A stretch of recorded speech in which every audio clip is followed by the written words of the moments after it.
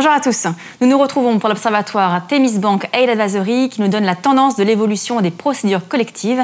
Pour analyser les chiffres de ces derniers mois, nous accueillons le président du tribunal de commerce de Paris, Paul-Louis Netter. Bonjour. Bonjour. Ainsi que Benoît Desteract, directeur général Themis Bonjour. Bank, et Cédric Collard, associé Restructuring Aid Advisory. Bonjour. Alors, tout d'abord, Benoît, quelle est la tendance des premiers chiffres que l'on a pu voir sur l'Observatoire ? Alors, je rappelle que nous travaillons sur les chiffres des entreprises supérieures à 1 million d'euros de chiffre d'affaires. Donc, deux chiffres frappants. Sur l'année, la baisse est de 26%. Et sur le dernier trimestre, la baisse est de 36%. Donc, ça veut dire qu'on est bien dans une tendance baissière du nombre de procédures collectives. Par contre, sur les chiffres d'affaires supérieurs à 20 millions d'euros, la baisse est beaucoup plus faible puisqu'elle est de 8% uniquement.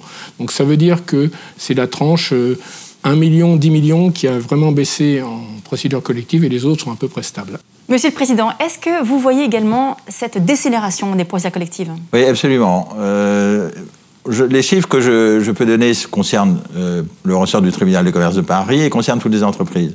Alors, ce qui est frappant, alors qu'il y avait beaucoup de pronostics qui allaient nous dire que ça allait être la catastrophe, surtout à la rentrée, en réalité, on a assisté à une vraie baisse des procédures collectives et une vraie baisse sur l'ensemble de l'année. Aujourd'hui, si je prends la procédure de sauvegarde, on est en recul en nombre de procédures de 11 points. Et si je prends redressement judiciaire et liquidation judiciaire, on est entre 20 et 35 points de recul. Donc c'est quelque chose d'extrêmement significatif. Maintenant, si vous me demandez la raison de cela, ce que vous pourriez faire, effectivement, c'est bien sûr l'injection de la liquidité par les pouvoirs publics depuis le mois d'avril, grosso modo, qui ont, à coup de subventions, à coup de fonds particuliers, à coup de prêts garantis par l'État, ont injecté un nombre considérable de liquidités, et ce qui a rendu plus souple la trésorerie des entreprises. Est-ce qu'on voit également des profils d'entreprises auxquels on pourrait s'attendre, notamment les secteurs qui ont été les plus impactés par la crise sanitaire ? Oui, absolument. C'est pas effectivement une découverte de dire que dans certains secteurs comme l'hôtellerie, comme les locations de voitures, des choses comme ça, les entreprises sont évidemment fragilisées pour des raisons qu'on comprend bien. Ça n'a rien à voir avec la qualité du management. Simplement, quand vous n'avez pas de clients, vous n'avez pas de clients. Mais je voudrais dire aussi que les premières entreprises qu'on a vues, on les connaissait. C'est-à-dire que c'était déjà des entreprises fragilisées. Donc elles sont venues, et de ce point de vue-là, la crise du Covid a accéléré en quelque sorte les problèmes. Maintenant, on voit d'autres entreprises qui, elles, sont, précisément les filles du Covid, si je puis m'exprimer ainsi. Cédric, c'est également l'analyse que vous faites de ces derniers mois ? Ouais, tout à fait. Ce qu'a dit le président Netter est parfaitement juste. Il y a beaucoup d'argent qui a été injecté. La mesure phare, en tout premier lieu, je pense que pour la quiétude sociale, c'était déjà le chômage partiel, puisque l'État a rémunéré jusqu'à 10 millions de salariés, ce qui est quand même énorme. On a nationalisé l'emploi privé à un moment donné, quelque part. Et derrière, les PGE, ça a été une aide considérable. Au tout début, les banques les ont attribuées de manière, en regardant sérieusement, mais assez facile. Et au fur et à mesure que la crise s'étend, on constate aujourd'hui que les banques appliquent de plus en plus de discernement et d'analyse pour essayer d'identifier les entreprises qui étaient déjà, ce que vient de dire le président Netter, sous tension avant le Covid, renforcées par l'effet Covid. Et en fait, elles sont là pour financer, garanties par l'État, l'effet Covid. Et pas de la restructuration ou pas de l'investissement qui était déjà nécessaire. Alors aujourd'hui, la question aussi, c'est de savoir ce qui va se passer pour ces entreprises qui ont pris leur PGE, qui l'ont utilisé, et si elles se retrouvent en défaillance. Alors, je vais laisser le président Netter répondre, mais on sait très bien qu'il y a un certain nombre de cas d'entreprises qui sont sous tension, qui ont obtenu des PGE, qui ont été attribuées, qui ont été décaissées, donc elles les ont récupérées dans leur trésorerie, et on sait que la crise durant, ou le ralentissement économique durant, voire l'inactivité, comme l'a dit le président Netter, ça là vont se retrouver en difficulté. Donc je vais laisser le président Netter répondre à ça, parce qu'il est au premier rang pour traiter ces sujets. Alors, ce qu'il faut voir dans celles qui ont emprunté, je dirais, il y a celles qui avaient vraiment besoin, et puis il y a celles qui ont fait un peu ça par précaution. Et donc, ça veut dire que certaines ont utilisé et d'autres n'ont pas utilisé. Alors, comme comme vous venez de le dire, je veux dire, celles qui ont utilisé, qui en avaient vraiment besoin, à un moment ou à un autre, il va quand même falloir rembourser. C'est là où le sujet va vraiment se poser. Moi, je pense que les mesures qui ont été prises ont été de bonnes mesures, parce qu'on a paré au plus pressé, on a évité une crise absolument considérable. Maintenant, il va falloir gérer la dette. On voyait très bien dès le début qu'on injectait, quand on injectait des liquidités, ça veut dire quoi ? On injecte des dettes, en réalité. Et les dettes, un jour, il va falloir les rembourser. Également, sur les délais de conciliation, est-ce que vous avez vu des différences par rapport au début de l'année, par exemple ? Alors, ce qu'on a vu surtout, c'est que ce qu'on appelle les procédures amiables. Il y a les procédures amiables et les procédures collectives. On voit bien la différence. Procédure collective, ça concerne la collectivité des créanciers. Procédure amiable, ça concerne les gens avec qui vous discutez. Donc c'est différent. Alors procédure amiable, c'est conciliation et mandat ad hoc. Et ces procédures amiables, à la différence des procédures collectives, ont tout à fait résisté en termes de nombre. C'est-à-dire qu'on a eu très précisément il y avait 280 conciliations et mandats ad hoc. En 2019, on en a 282 cette année. Donc, on voit bien que, à la différence des autres, on a une vraie activité. Il y a deux choses à remarquer. Premièrement, c'est que la conciliation a beaucoup augmenté au détriment du mandat ad hoc. Pourquoi ? Parce qu'il y a eu des textes en 20 mai 2020, qui ont donné plus de pouvoir aux juges en matière de conciliation pour reporter des dettes et suspendre l'exécution des décisions. Donc, ça a sponsorisé, si je puis dire, la conciliation.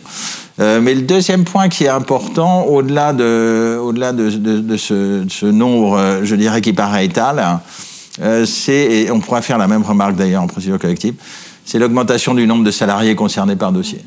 Et ça, c'est très spectaculaire, puisque dans un certain nombre de cas, vous avez des augmentations vraiment très fortes, aussi bien sur la procédure amiable que sur la procédure collective. C'est-à-dire qu'avant, il y avait des entreprises qui avaient un plus grand nombre de salariés qui vous sollicitaient, et aujourd'hui, on voit des entreprises avec moins de salariés qui vous sollicitent. Alors, il y a deux choses. Il y a d'abord, les dossiers globalement sont plus importants. En tout cas, c'était ce qu'on pouvait constater sur une bonne partie de l'année. Il y a plus de salariés concernés par dossier. Ça c'est le premier élément. Le deuxième élément auquel vous faites allusion et qui est important aussi, c'est de dire on voit progressivement arriver en procédure amiable des entreprises qu'on ne voyait pas avant, c'est-à-dire des entreprises un peu plus réduites en termes de taille.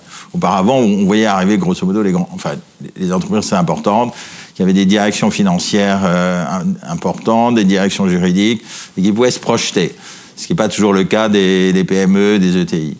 Aujourd'hui, avec les textes et avec la pression des créanciers, il y a plus d'entreprises qui viennent en procédure amiable. C'est une très bonne chose d'ailleurs.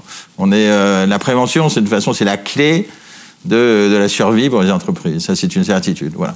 Donc, ce que je peux dire sur le sujet.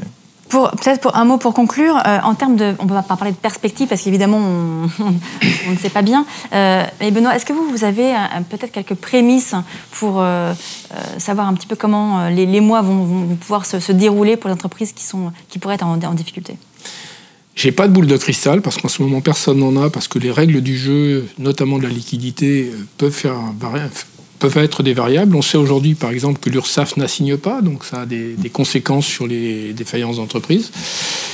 Ce qui va être le point de rendez-vous essentiel, ça va être le point de rendez-vous des banques et des entreprises sur l'amortissement ou le décalage de remboursement du PGE, puisqu'il y a 1 an de franchise supplémentaire qui est possible, et ensuite la mise en place d'un amortissement. Et je pense que cette clause de rendez-vous, qui va vraiment commencer à partir du mois d'avril de cette année, va être importante, et c'est là qu'on verra ce qui se passe. Cédric, également, pour vous, les mois à venir vont être cruciaux ?